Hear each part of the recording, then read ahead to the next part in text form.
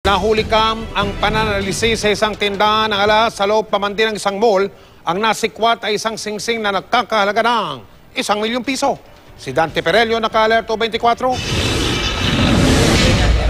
Sa kuha ng CCTV camera ng jewelry store sa isang mall sa Mandaluyong City, makikita ang pagdating ng sospek pasado alas 2 ng hapon noong linggo.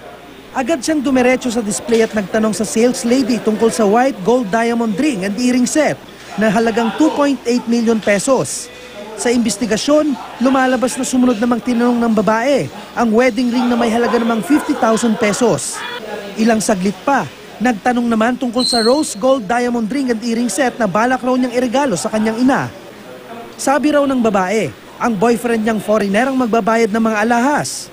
Habang isinusukat ang white gold at rose gold diamond ring, ni-request din ng suspect na isuot ang nakadisplay na South Sea Pearl na nasa likurang istante. Pero nang huhubarin na raw ang rose gold diamond na singsing, inipit at itinago na ng suspect sa kaliwang kamay ang 8-carat white gold diamond ring na nagkakahalaga ng 1 million pesos.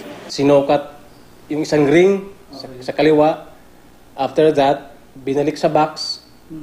Tapos kinuha yung isang box, then pinatong.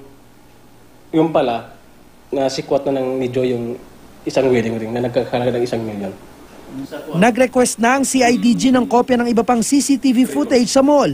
Maaari daw kasing may iba pang kuha ng sospek. Nakatakda na may cross-match sa records ng mga police station ang kuha ng sospek para matukoy ang kanyang pagkakakilanlan. Sakaling may impormasyon daw tungkol sa babaeng sospek, maaari itong itawag sa CIDG. Pag ginalaw na yung mga items natin, lalo na yung maliliit. For example, yung wedding ring, ang liit to eh.